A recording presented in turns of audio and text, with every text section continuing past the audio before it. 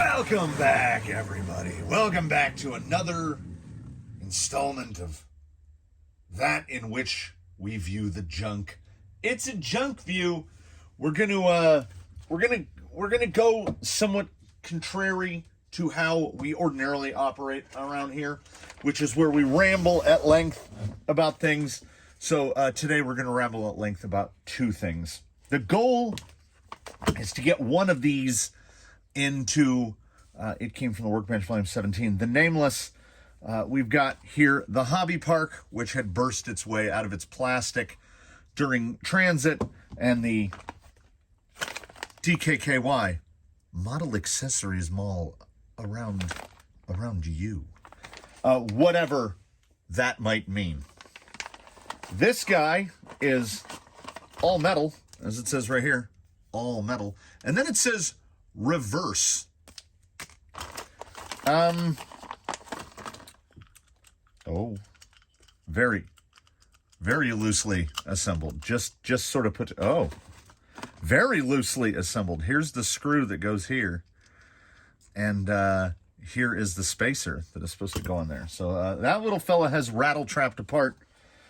When I first brought this to the attention of the peoples during the recent State of the Canyon, I said, "Oh, we got tiny Phillips holding the gear cover on. Oh, not just tiny,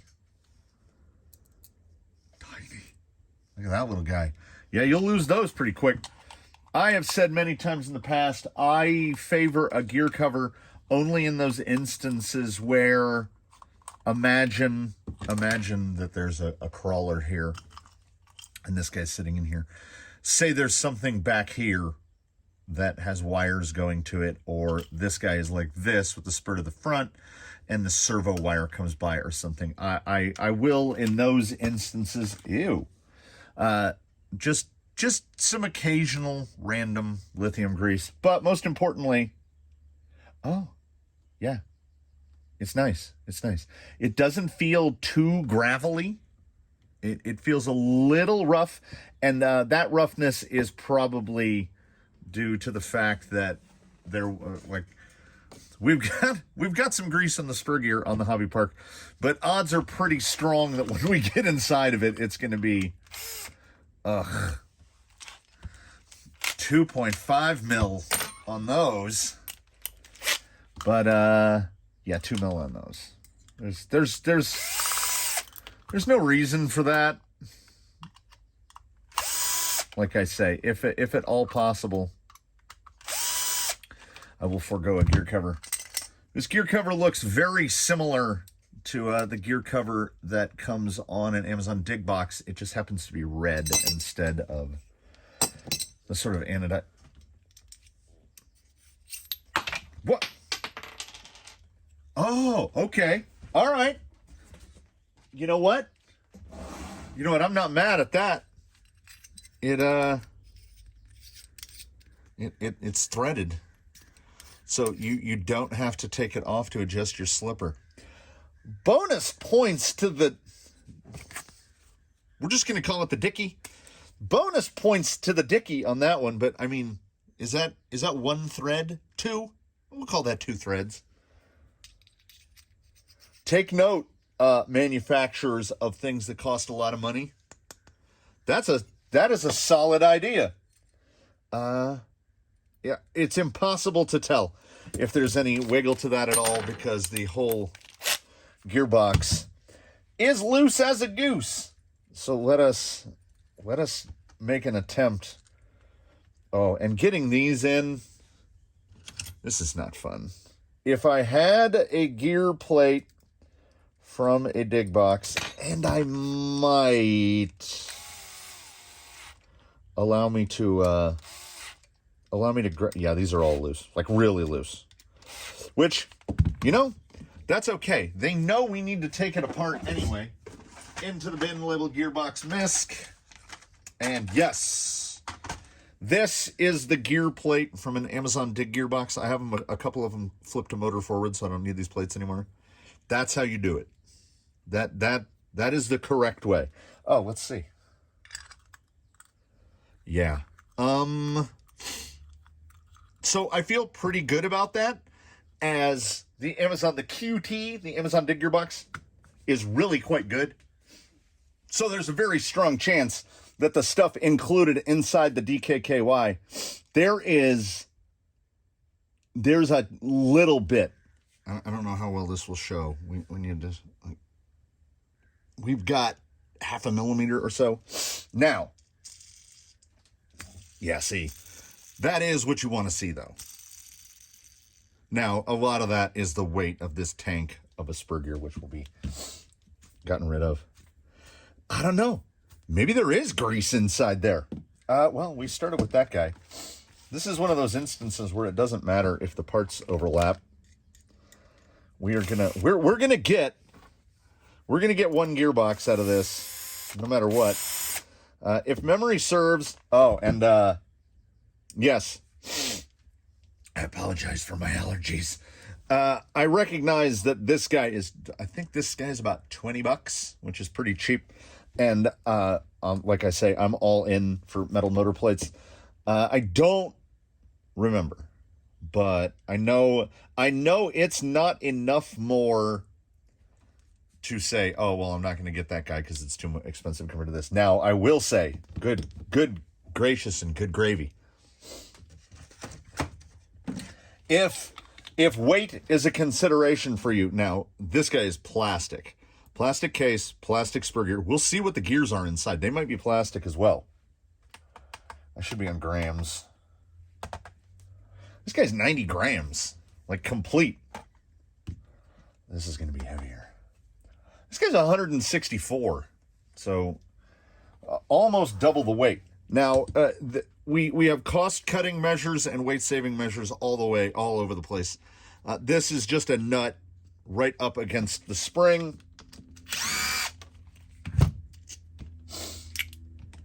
Uses the same exact type of method of mounting as any other. As any as any other axial gearbox. The slipper pad, baby, that's hobby foam. That's foam. We also have a hex shape in here with the circle in it, but like you can see, you shouldn't be able to put a thumbnail dent in there. So that is what we in the industry would call a vestigial slipper. It is a slipper clutch in that, yes, it has 2 plates on the outsides of it, but you're just going to want to crank that thing all the way down, because if that slips, it's potentially just going to light on fire. This guy, on the other hand, we've got the nut, we've got a little brass centering hat for the spring, and then we've got a spring. Now, that is, you can see the whole. I'm gonna have to pin the shaft to get this guy. So this guy is down all the way, like they. Woo! Yeah, they were not messing around. That was also not a slipper. Odds are inside this guy we're going to have the single pad. Yes. Oh, unfortunately, somebody got a little overzealous down at the factory, and when they power blasted it on, they pinched the slipper pad pretty badly into the little backer plate. So, very similar to the instance we had on the cheap one. The pin is captive. So to get the pin out, you have to disassemble the whole thing. I have definitely. We've got a bespoke spacer, and the bearing is way back there. Oh yeah, so all the wobble was in the actual spur gear itself. So all the wobble came from the fact that the fitment on here is, there's your play. So that's good to know, because that is, there's no fore aft, and there's virtually no lash. The amount of play that we would get just from bearings.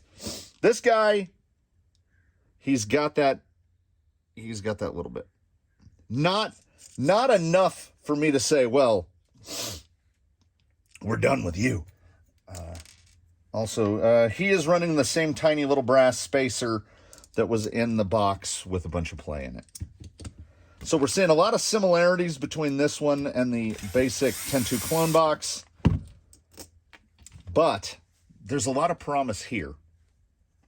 Because so long as the lands for the bearings aren't completely blown out, so long as they're round, now all the pieces fall off. We can, and more than likely will, end up here in the canyon, cobbling together, fab-assembling to become one, because I can use that top shaft with the splines. We're going to get something. We're going to get something here. Yeah, bone dry. And yeah, it's the exact same gears that are in the other clone box. It will be the exact same top shaft. Yes, confirmed, but I can already tell. Let's see. Yeah. Yeah, there's no play in the bottom. Let's see what we got up top. Oh yeah, these are actually, you got to actually press them in a little. So the casing halves, while cosmetically, that one's a little loose. But no, what? Yeah, we got a little. What's our zoom look like? You can hear it. You can see it, right? Right up there. 1/4 of a millimeter. That is something that could be shimmed out and would solve the problem most likely. The bearings appear to be the exact same metal shielded bearings that were in the other. The shaft, how does what do we got in terms of shaft fitment? Yeah, the shaft feels, again, slightly undersized. It may be indeed the exact same. Yep. 491. And as I have said in the past, the hole in here will be 496. This guy's 495. What can we get to the other one? Yes, we can. This guy is 498. So that can be solved by, oh, that one fell out. That can be solved by just replacing the bearings. I think the case housings, for what we're paying,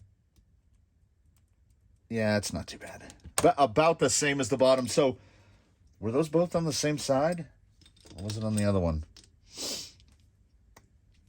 Oh no, this one's tight. We'll find that later. So what we've got is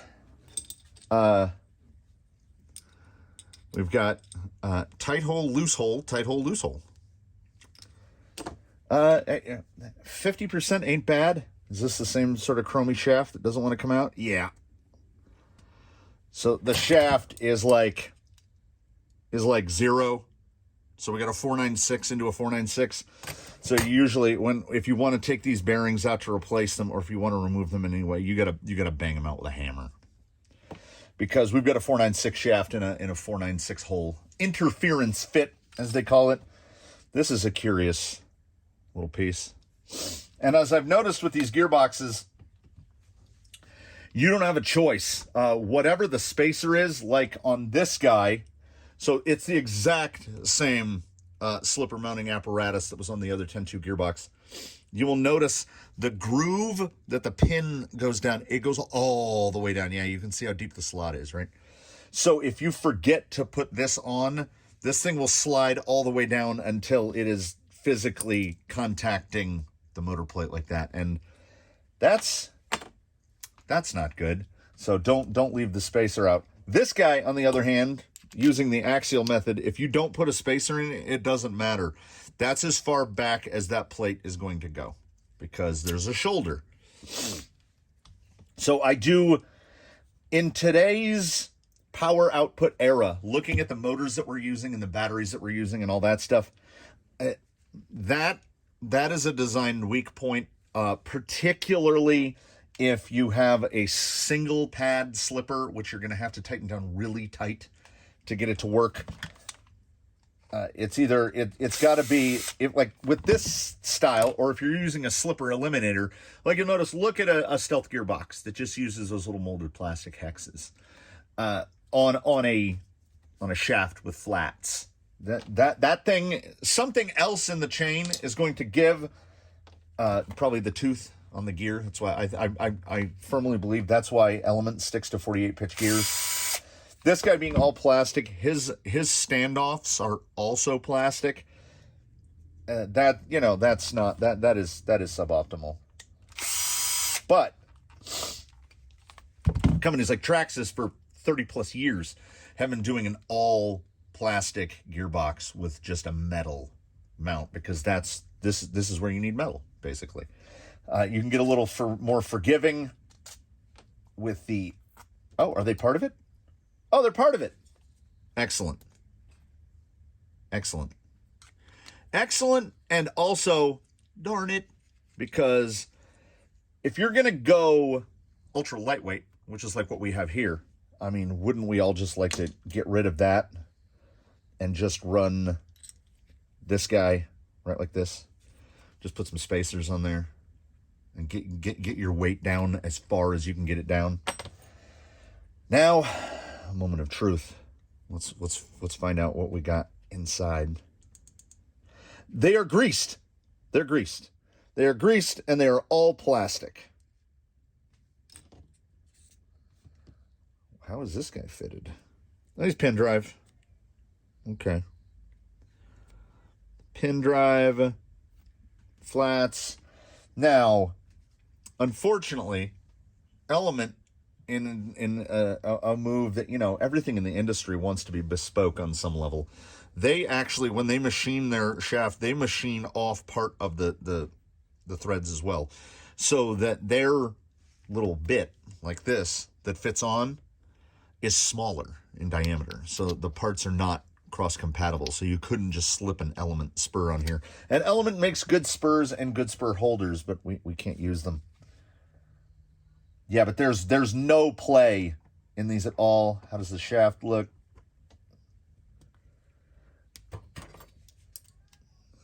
Yeah, it's interference fit, 495, 496. And look at that. Does it come apart? It might. You might be able to whack it with a hammer. Plastic gear, and the carrier has a hex in it. So, yeah. Okay, we're going to do this. Rubber sealed on the bottom. Great. And metal shielded on the top. Oh, the fitment is really good. There's no play in there at all. So now I am mentally trying to determine what is our hybrid box gonna look like. Because, like I've said, short of going to the of lapping these, put the box together, fill it full of something semi-abrasive of your choice, toothpaste, what have you, and running it to run the gears in. These gears are really rough. These gears actually, they aren't as rough as the ones that came in the other box. They're pretty rough. Like we've got, yeah, there we go. They're pretty rough. But now, what we've got here, I think we have enough bits. Oh, and they use M3x5s to hold this on. And if you try to use anything that is longer, greasy. The screws will come through the backside of this plate, and sometimes when they're assembled, you'll see that the slipper pad will have like dents in it. So if you put that screw in too far and it puts dents in this, it's not a slipper anymore because it's not making contact, so you're just going to have to keep tightening the slipper down more and more and more. So you got to use the M3x5s, which are not super common. I'm not a huge fan of the single pad slipper as it is. So what we've got are identical hole patterns across the board. Usually these guys will do a thing where stuff will just be ever so slightly off from the other one. So, but these are identical plates. Like, look at the milling reliefs for where the covers go. Only this guy has got a little radial action on his lightning pattern on the back. So identical on this side, identical, slightly different on this side. This one's got like an extra little pie piece. I kind of like the little swirl. This is the guy I would use anyway, because it's going to eliminate the need for spacers. That's good. We are going to use this slipper assembly. I'm kind of intrigued by the plastic bottom gear because I think a lot of quiet comes from that, and you have a lot of teeth of engagement there.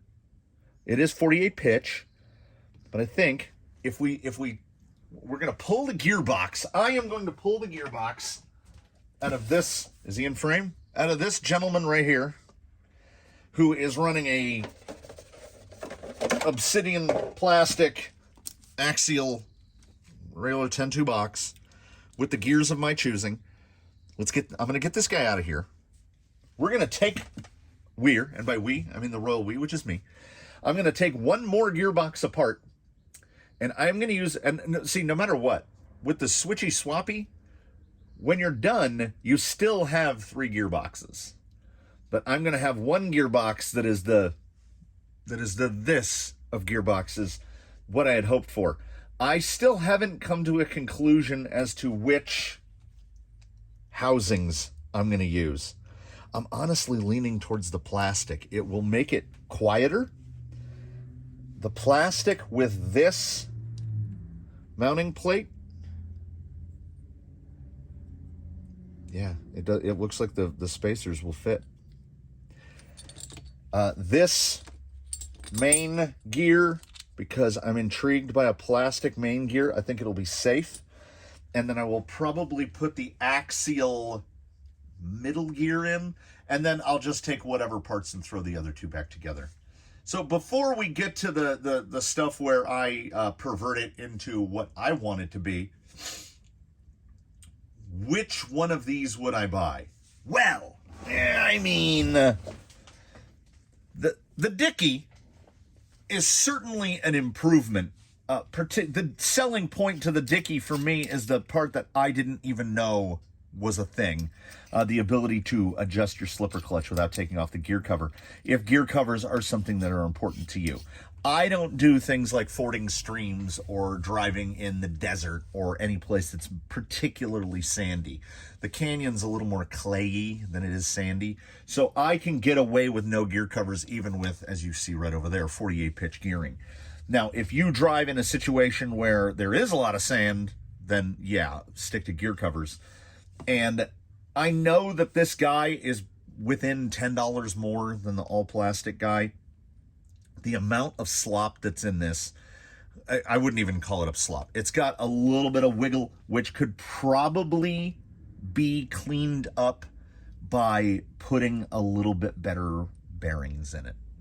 If you happen to have those laying around, we're going to use pretty standard bearings. I mean, as you can see, they all use the same size stuff. I probably, even though I am going to use parts from it, to the average consumer, I don't think I would recommend this one. If you're going to put it in and take it out a bunch of times, plastic is a lot less forgiving than the alloy. Now, if you're going for some sort of extreme weight weenie thing, then yeah, I mean, you source yourself some plastic spacers and you put this thing together like this with all the included plastic gears, and you are going to have the lightest gearbox that there is. I mean, really light.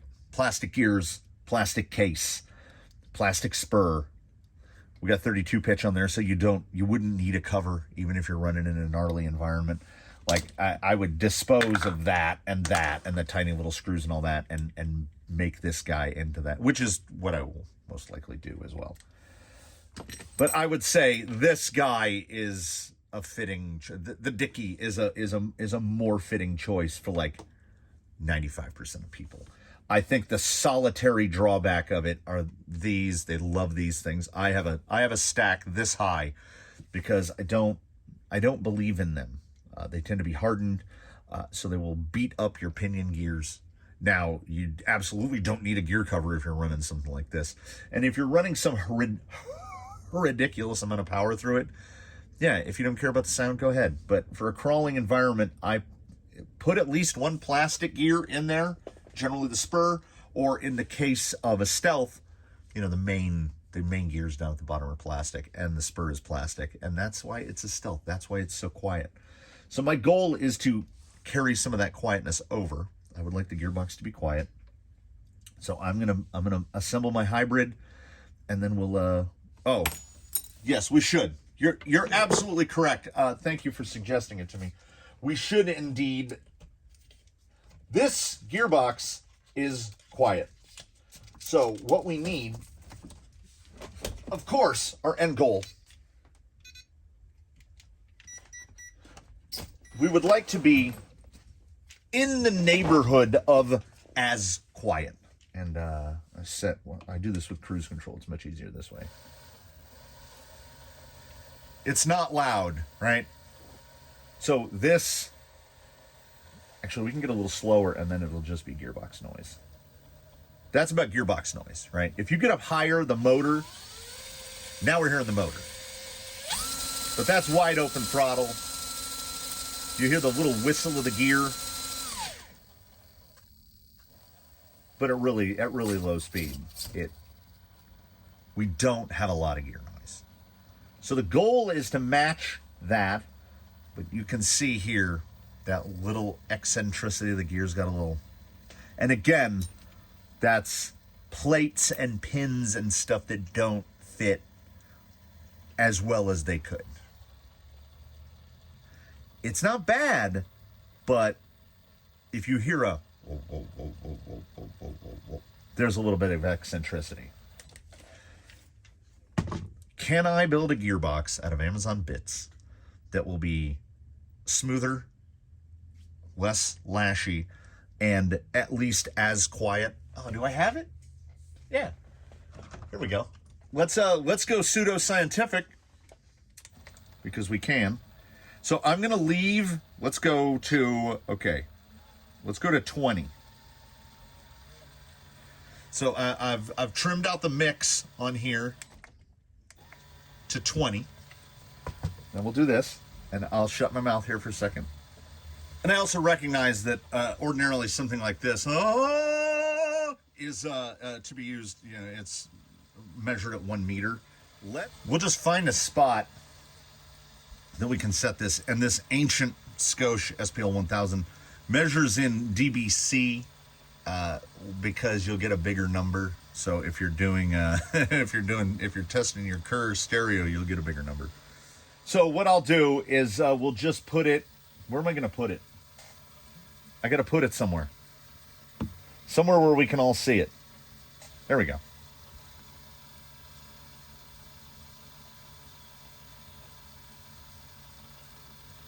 It's like right around 49.50, right? My loud voice will take it up to about 75. Yeah, right in that 49 to 50 range. It's not a super accurate instrument. So plus 20, 49 to 50. Can I make it quieter? Let's find out. All right, we've got grease everywhere. I think I have things sitting back mostly where they were before we started. Did I put the other two gearboxes together? Sir, Ziploc bags exist. There are all the parts of two gearboxes put into those Ziploc bags. The other option was to just pour them into gearbox misc, which looks like that. I used one, like the axial gearbox that came out just needs a slipper assembly slap back on it, and it's back. Now see, there's like, it's almost like a megaphone, right? So I was going to mount up the QT dig gearbox, and then I was like, well, maybe that'll do the same thing. So let's just get that spur just out in the open.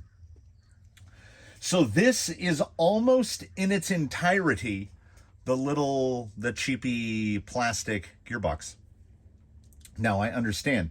I have taken away some durability, hopefully in exchange for quietude, as I left a plastic idler and a plastic main gear and just put a metal gear on the top shaft. So it goes metal, plastic, metal, plastic, plastic. You know, I was afeared to put too many of the metal gears from the dicky because I thought they might be a little sharp. And I mean, I guess they would conform the plastic gears to themselves, but at the same time, they might just eat the plastic gears. Quiet, quiet, quiet. Got a little potentiometer silliness going on with that guy. All right, let's fire this guy up. We have not run this yet. Stand. There we go. Hello, nurse. Yeah, about what we had before. I hope the glare isn't too bad. We can see what that says. Let's hit 20 and hope that when it jerks to speed, it doesn't knock everything over. Oh.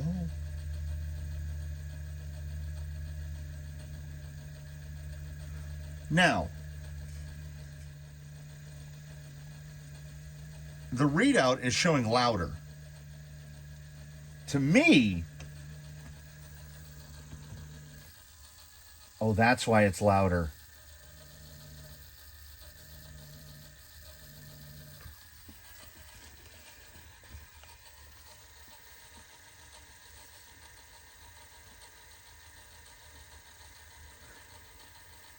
Yeah, it's significantly quieter.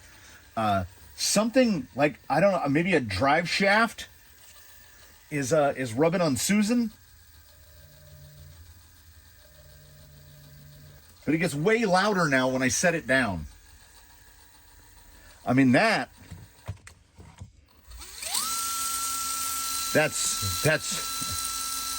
really quiet. And that spur looks to be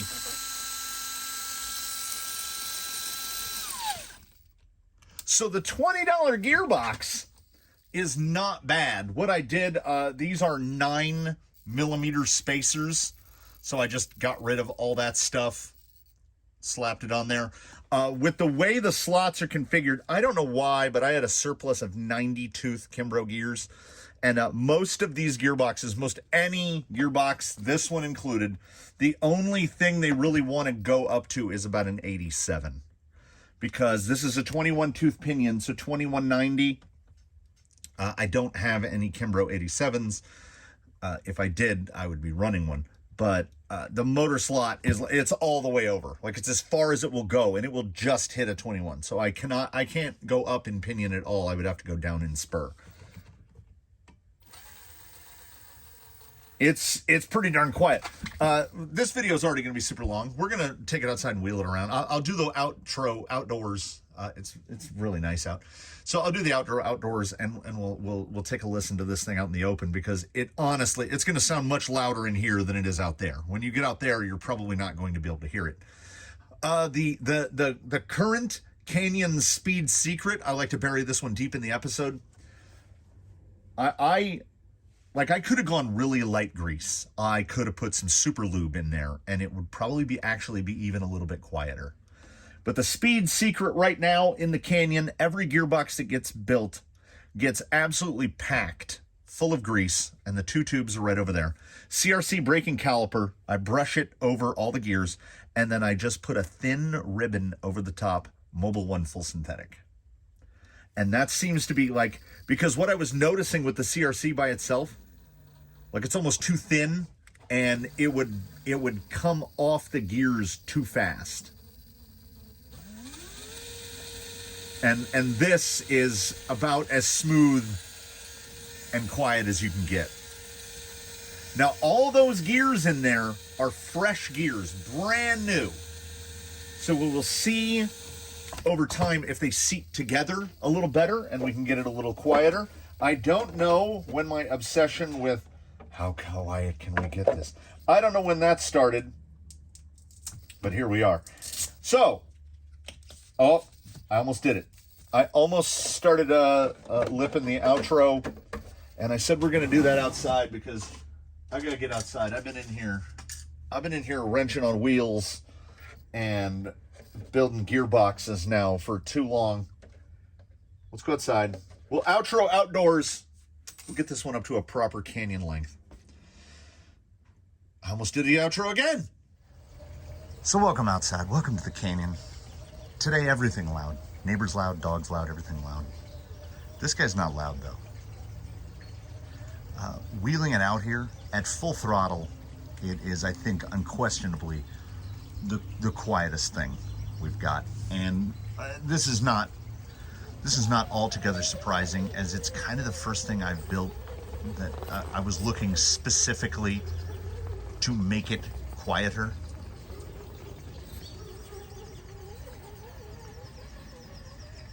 It's really quiet. Like if I line it up over here, if we just do it's all motor noise. Like we've eliminated 90% of drivetrain noise. If you can hear the tire lugs over the motor, oh, I did not get that slipper. Did I not retighten the slipper? No, of course I didn't. So, actually, I don't know. The slipper might be pretty good. So, of the two, if you're looking for set it and forget it, by the Dickie, you don't really need to do much to it. The amount of play in the housings and whatnot is significantly better than the other Amazon gearbox. If you're looking for the absolute quietest and or you have a desire to shed a bunch of weight, 3 9mm spacers in the hobby park, and that's pretty much what you've got here. I changed the slipper. Well, no. You're going to take the slipper and or spur off of whatever gearbox you have now. If you have a 10-2 box, you can just slap it right on there. I don't trust, I mean, the steering wheel on this controller is basically made out of the same material that big air quotes around it slipper were made out of. That is, whoa, what? But the plastic box, yeah, that slipper's real loose. The plastic box is very quiet. And that's what I wanted. So I got it. Yeah, it just, when we bind up one tire, I got the slipper so loose. Yeah, you can see the front wheels will stop turning on occasion. So, before I spend another hour, thank you for watching, everybody. I have no strong recommendations against either. Now, you will be aware that with the hobby park at $20, you're going to have to do something about that spur gear. The hardware is not bad. It had actual graded black oxide hardware in it, and the stainless that was on the other one wasn't bad either. I had to change it all anyway because when I went to a different spacers for the motor plate, the included hardware was now suddenly too long. So that's me. I used it to build what I wanted. And if you're not running big brushless, it's so loose. If you're not running big brushless, you can get away with plastic gears inside your gearbox. You just can't. If you're putting a ton of power, like I'm not saying grab 4S and whatever, a 4S and an Outrunner, no, it will explode. Fusion Pro, probably a little too much. But if you've got something brushed in there, you can build yourself a stealthy box. Or you can grab yourself a Dickie and put any amount of power through it. I think that gearbox would be fine on anything. And most importantly, both metal mounting plates. So I have, here we go, a Junkview where both things turned out pretty good conditionally. I give a lot of latitude to the hobby park it's $20. And I used most of it. It's kind of perfect for me. The hobby park is probably the tinkerer's box, and the Dickie is the, I would just like a nicer all metal replacement for my current 10.2 box. There you go. You've got your two choices. I will of course have links below. I do thank you one and all for watching. Don't forget to tighten your slippers, everybody. Like, it drives pretty good for having a slipper that's way too loose. With any luck, the gears will season in a little more over time. But it's plenty quiet. Absolutely no complaints with either. I will assemble that DKKY, and we'll put it in something somewhere. We'll figure something out. Thank you for the final time today for watching, everybody. Please do comment below, like if you liked it. Consider subscribing to the channel. We grow ever closer to 4,000 as of the posting, as of the recording and posting of this video. Consider a channel membership. Both of the Gearboxes, as I mentioned in the weekly update, but did not mention in this one until right now, were provided graciously by Miata Commuter, member, platinum, unofficial platinum level Patreon of the Canyon, supplier of many things to be tested, including, and they have admitted this to me in the past, they send me things to test that they have no intention of ever using. Oh, I mean, okay, I'm not complaining. I love testing stuff. I love building things. I'm so greasy right now. I didn't even wash my hands, so now my controller's all greasy. Let's get greasy. We will see you in the next one. Thank you for stopping by for this one. And in between now and when we meet again, let's have him do this. In between now and when we meet again, please, one and all, do your very best. Have a good one, everybody. And come back to the canyon. See us again soon. We'll be here. It's a beautiful day. It's always a beautiful day in the canyon. And we look forward to seeing you in the next one.